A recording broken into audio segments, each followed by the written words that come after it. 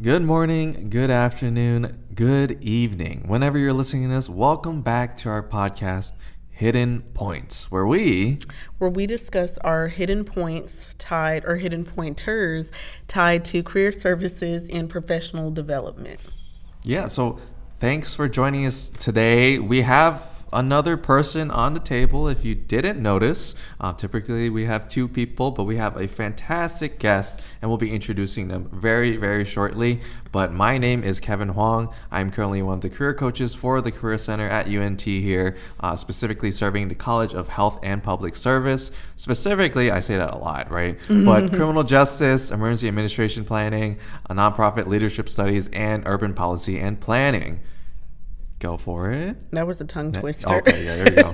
And my name is Maya McMillan, your other wonderful host, and I specifically see students within the College of Liberal Arts and Social Sciences. So I'm assigned to students majoring media arts, converged broadcast media, and more recently I've added on communications studies and technical communications. Yeah, and we have our fantastic guest. I will introduce him briefly. He is one of our internship specialists. His name is Jeremy Ray. He works with us. We love him really dearly, right? We care for him and appreciate the work that he does for internships. But Jeremy, is there anything else you want to talk about in your introduction? Thank you for that introduction. It was lovely. My name is Jeremy Ray, as he said. I'm an internship specialist. I support the colleges of Health and Public Service, colleges of class, and tongue twisters. I'll show you why that comes relevant later.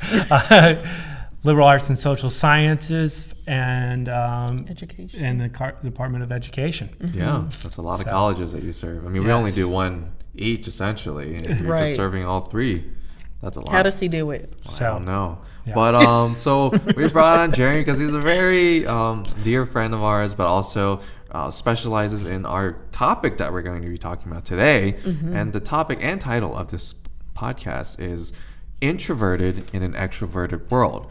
And typically, when you navigate this world, whether it be college or going through high school or anything like that, going through your career in the future, you tend to notice everything needs to be extroverted. You have to be engaged with people. You have to meet new people. You have to talk to people. Everything is related back to being an extrovert.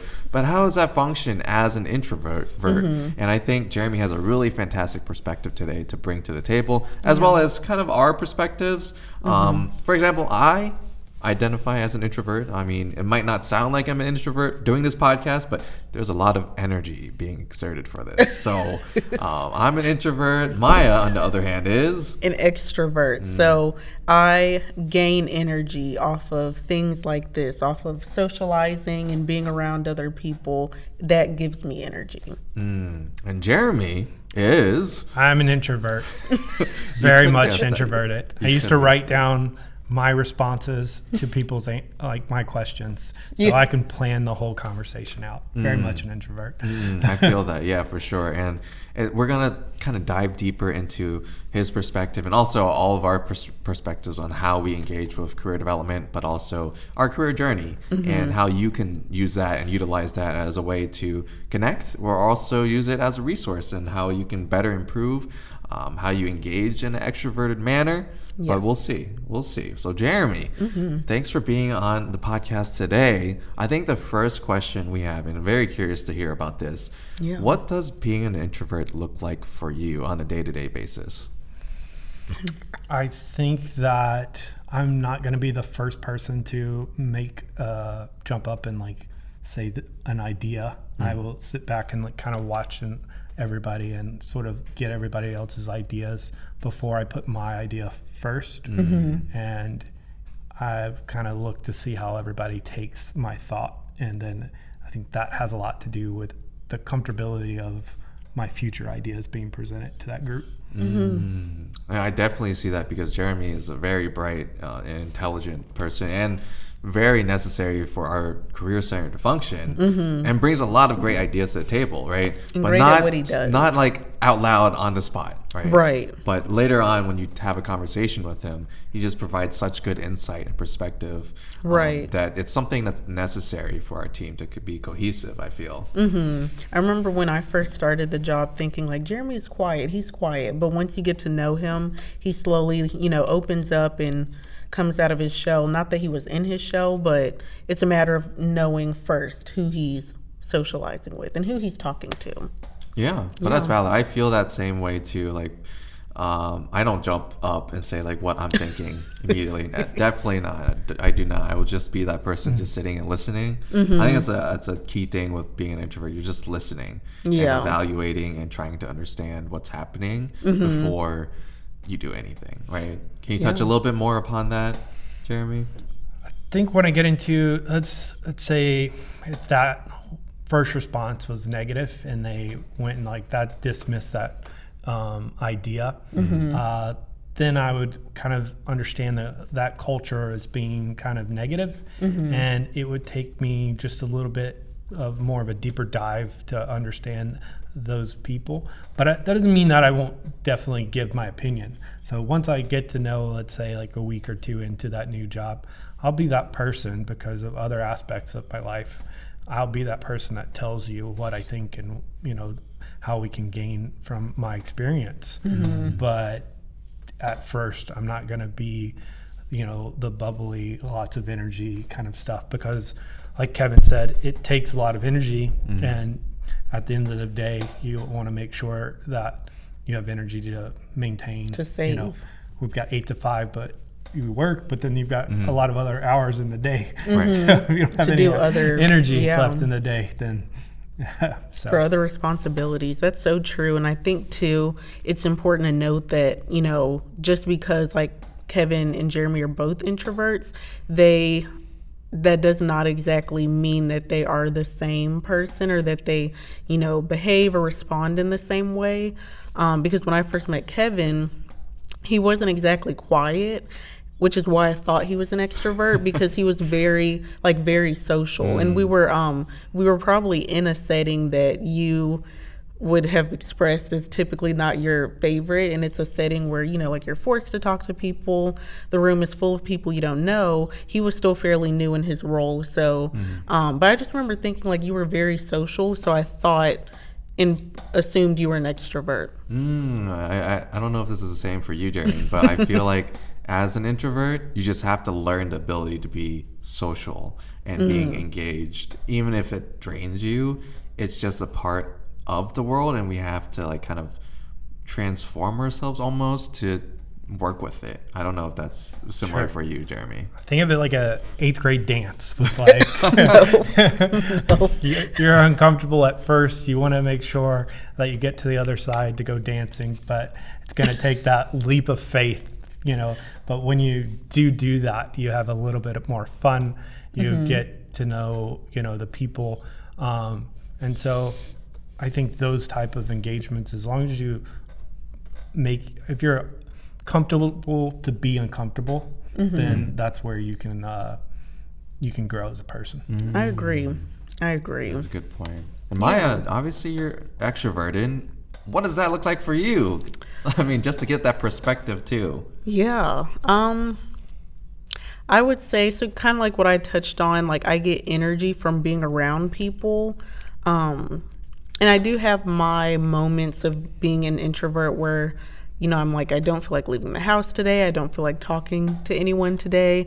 But just like Kevin and Jeremy touched on, like even in those moments where you're not feeling the most social, it's a matter of like working yourself up to being that and to getting to that point. So I think for me, like being an extrovert, I thrive off of interaction and just being social, being around people.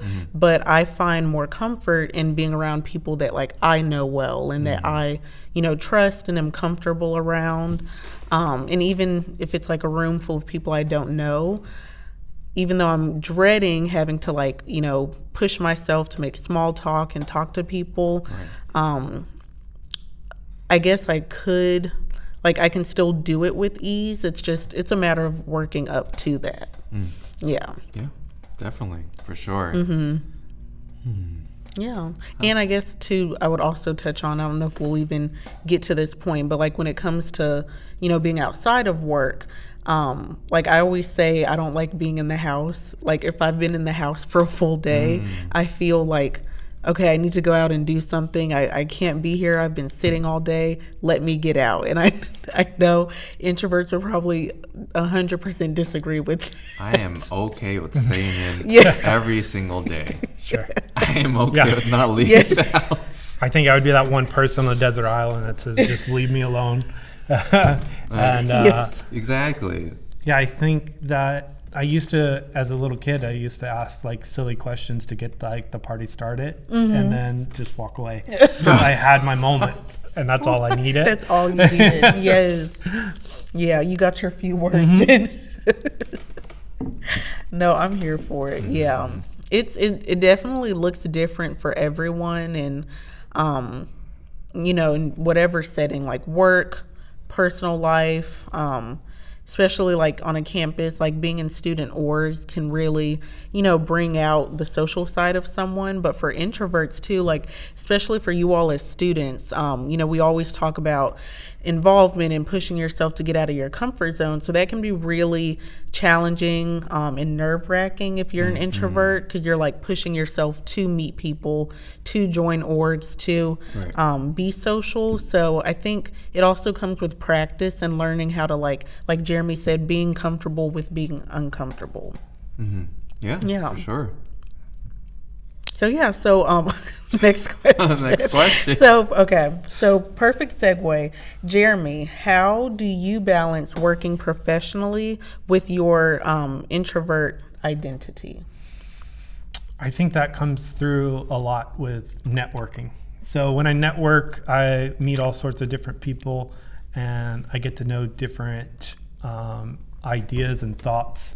And so when I meet those different people, I can understand that not everybody is one way or another, know. So, and then I can meet how they gained their experience through their job if they've been working there longer. So I get a little bit more comfortable because of those kinds of environments. But I also make it a point to have one-on-one conversations with every single person that I interact with, because I think that's important to be on a first name basis. Yes. Take them out of like that environment where they have to meet with like 400 people if you're a professor, and you've got, and then kind of get those questions that I need to be asked for my job to be successful, and then go about it that way. Yeah. Because I think it could be a little overwhelming if you don't break it down to where you're, meeting. Like if you don't meet with them first, do your game plan it all out, and then you just kind of go, let's just meet and we'll do the presentation and we'll go about it from there. Right. I'm not one of those people that can get up in front of all those people and just start, without planning. I need to plan. It's important. Yeah. Yeah. I think too, like you said, that helped just for like starting a new job, being on a first name basis, but kind of getting to know like the people you work with. And I think that's something too that our department was really big on, like when we all started in our roles, because we kind of started around the same time, but kind of getting to know each other so that we feel comfortable with who we're working with, right? Right, yeah. What would you for say? sure. Yeah, no, I agree with Jeremy. Also, I tend to focus on one-on-ones. Like that's my bread and butter, just trying to engage with someone more personally rather than just doing like, giant, I don't know, trainings or giant parties or something, like mixers or something, to talk to like 30 different people for 1 minute each. It just doesn't seem effective for me to develop a relationship. So I love the one-on-one aspects of trying to engage, and that's why I love meeting with students one-on-one and trying to understand where you all are facing difficulties or where you need help, but also where you see your career or where you don't see your career yet. So that's what I really enjoy about doing this work, and I think that helps me balance it out. Even though I'm talking to a lot of students, that does drain my energy, but also having it one-on-one rather than doing presentations all the time definitely helps me balance what being an introvert looks like in a professional capacity, because we do a lot of presentations as well in front of a lot of people, a lot of students, and for sure those are draining. But I like to have folks that I understand are introverts or understand that I'm an introvert to give me that space and time to collect myself if I need to. Right. And I think that's been helpful. I think a lot of the aspects of how it's going is changing, whereas a lot of people used to be in groups for like Toastmasters to learn speeches and stuff like that. Yeah. But as I've met certain people, they've had a lot of trouble with those kind of environments because it still puts you in that kind of same situation. You're not having as much fun because you're preparing for a speech. But then In front of people. those people that I've met that have those kind of troubles, they're more engaging in like comedy. You know, so like if you're doing like an impromptu comedy kind of thing, like that sort of makes everybody, it's kind of like an icebreaker, and then those are more fun, and you're accomplishing the same thing. Yeah. So I guess my follow up to that real quick, because you say you're a planner and that you don't like to go into things with like little preparation. So something like this where we don't have like a script and we have touching points, but it's not like word for word. How do you function with this setup? I guess I ask myself the questions over and over again in my head of like what I kind of know you to, so I'm kind of more comfortable. But so it kind of, we have some sort of collaboration like almost every day. We do. So I kind of know where your head's at and what you're trying to accomplish versus walking in, meeting someone for the first time, not knowing what they're trying to accomplish. It's like, is a hot dog a sandwich or not, right? You know? You're like stuttering the entire time, like why? Exactly. Yeah. Yeah. Just lucky to have friends at this moment. It makes it easier. It just makes it more like a conversation. Like earlier we were just talking and just having a discussion about random things, and it's really easy to do that when you have really close people that you've worked with a lot, but also you understand where their headspace is. So that definitely makes sense. Yeah. Yeah. I agree. Yeah, so the next question for Jeremy. It's something that I think you all will find useful as well, because if you're job searching right now or you're looking for an internship or anything, you know you have to have an interview eventually, right? You have to talk to people in some capacity. There might be more in-depth interviews where you're talking to many different hiring managers or even one hiring manager. It depends, right? But this is something that is definitely more geared towards extroverted people. So a question for Jeremy. How have you, and also for all of us too to touch upon, but how have you all handled interviewing for jobs in the past? And are they draining for you all? Because we obviously interviewed for this job, so we have a lot of different experiences with that. So what do you think, Jeremy? Back to my networking, I use LinkedIn a lot, so I can go through and research the people that do work there. And this has worked well for me in the past. So what got you the job? What kind of questions did they ask? And then I try to bring my own perspective from my own life, so I'm not just recreating their answers, because they could be looking for something new. You don't want group think. So I do that, and also I make sure that I write everything down. I practice in front of a mirror. I record it, because a lot of things that I used to do were like ums. I'd have like 70 of those, and seems like a run-on sentence. Exactly. And then I, make sure I show up to all my interviews early, so I practice. And I think sometimes when you get to your interview, like now the pressure's on, you forget everything. So if you come back to your basics, you get there 15 minutes early, you make sure you don't get lost, and that way your anxiety doesn't build up. Emphasis on that, yes. And you're showing both the employer that you're ready to work and you're a little bit more comfortable. Yeah, I'd say so like even for me, I kind of do the same thing when it comes to like preparing for an interview. And I hate how, the day before, like I'm confident, I'm ready. And then the day of, it's like all the nerves have built up, whether, it's a job I'm qualified for or not as qualified for. It's just the nerves always set in. But I do the same, practice my responses, type out or write out my responses, so it's not like the entire thing is impromptu. I probably should practice in a mirror, but I think I've in the past have done the like record yourself option, which is still very effective. But I think the key commonality and the theme between our experiences and probably Kevin's too is just practicing and not like winging the whole thing. Because like with conversations, like Jeremy said, he pre-plans or tries to plan out like how things are going to go, whether it's for a presentation or something. But an interview is something you don't want to wing. You want to practice and plan. Yeah, for sure. And speaking of my perspective as an introvert, I definitely need a lot more time to breathe and take my time to think about what's happening, practice.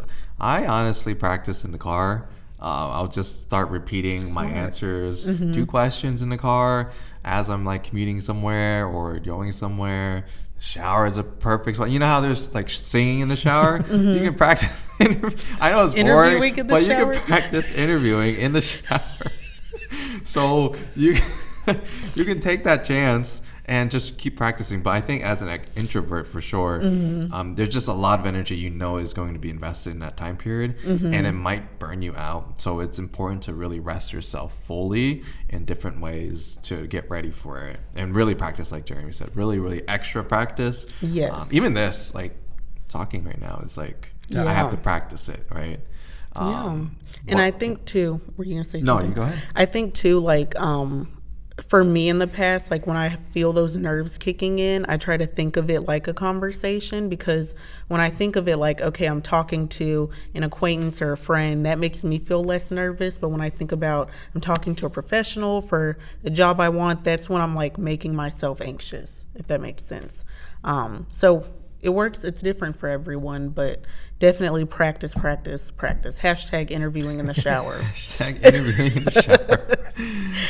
So we're running into, the end of our show today, but we're going to have some wrap-up questions with Jeremy. I think the first one is, did you ever hit a breaking point or like an obstacle as a result of being introverted? And also, what did you do to overcome some of those? Sure. I've hit a bunch. I've learned more from my failures than my successes. I remember being overqualified for a position, and it was a phone interview, and I've never done one of those before, and just saying stuff that wasn't even true, just like, and that scared me because I've never done anything. I didn't have a way to prepare because I just didn't do my research. So I make sure that back to the networking, so I can hit those challenges and make sure, I try to be the most prepared as I can going into it. But I think in order to be really successful, you've had to fail. So if you focus on your strengths more than you do your weaknesses, you'll be successful. Agreed. Couldn't have said it better. So, so you kind of touched on, I guess, the next question, but like as far as what you learned from that, like what would you say you've learned aside from like having to research? Sure. Keep trying. Don't give up. You fail and you fail, but one of those eventually is going to become a success. And if you believe in yourself, you'll eventually pass your interview. You'll do well. You'll be excited, and it'll hit at the right time. Yeah. I think that's great. Yeah, for sure. And being an introvert is tough. I mean, I think for myself, definitely anxious during interviews. Like even in the moment, I think those are a lot of obstacles for me. It's like, oh, there's like 20 people listening in or watching, or like 10 people. How do I like get myself to be perceived as a potential candidate that is going to be hired or get accepted? It's tough. I've had people say like, oh, we thought you were a little too quiet or too shy, so we weren't sure about you. So then we brought you into like another interview process to figure yourself out. So sometimes that happens, and it happened to me. But I think, like Jeremy said, keep trying, keep moving forward, and the least they can, or the worst thing they can say is no. If you're interviewing, okay, move on to the next job and try to interview with that one, and then keep practicing. I think, right? Yeah, that speaks on the power too of and the effectiveness of just having like multiple rounds of interviews, because a phone screening, especially if it's like 30 minutes, is not very telling of, how much you can bring to the table and what potential you have. So they could definitely get more from seeing you in real time. Yeah, for sure. But I think we're wrapping up now. Thank you so much, Jeremy, for joining us in on this conversation. Actually, Jeremy brought up this topic. I thought it was a really intriguing topic that I wanted to touch upon, because we want to talk about what a modern job search, or even working in a modern day, looks like for folks who are introverted or have different abilities to engage with folks, right? So it's important to understand those perspectives. And also, if you feel like you're introverted and this was helpful, fantastic. We want to give you insight, right, on how we function within the society, because it's tough. And we all have to band together and kind of understand that we're not alone. And we have a lot of people who are facing the same circumstances and problems and obstacles as everyone else does, right? Yes. Yeah. Perfect. So just some of our, upcoming reminders or updates within the Career Center. We mentioned at our last episode, we still have the Spring 2023 Unpaid Internship Scholarship. It is still open through the beginning of January. So apply for it while it's open. Get paid. Take full advantage. Yes. If you have an unpaid internship coming up, this is a great opportunity. If you have to travel for an internship and you don't have, the financial means to do so, this scholarship is for you. Yeah, and if you're afraid of applying to unpaid internships, but you saw something that you really felt inclined to be a part of, I think this might be an opportunity to help you decide, hey, I can do this, but still have a potential income to work through that, right? So if that is you, go for it, right? We highly recommend it, and I think it's closing January 30th, so look at it ASAP. The faster you apply, the better. I mean, that also goes for jobs too. If you're applying to jobs, the faster the better. If you see something pop up, don't wait. Yes, that part. So that's pretty much it for the Career Center. We do want to thank Jeremy for joining us today. We really appreciate your insight and what you had to bring to this conversation. I know it helped someone out there. It helped us too, as far as just knowing what things to expect for introverts in an extroverted world. So we appreciate you for being with us. And we do want to also wish you all the best of luck on finals, because it is finals week. And we hope that you all have a very safe holiday season. Yeah. Happy holidays. Happy holidays. Something like that. From the Career Center. All right. I'll see you all next time. Bye. Thank you so much. See ya.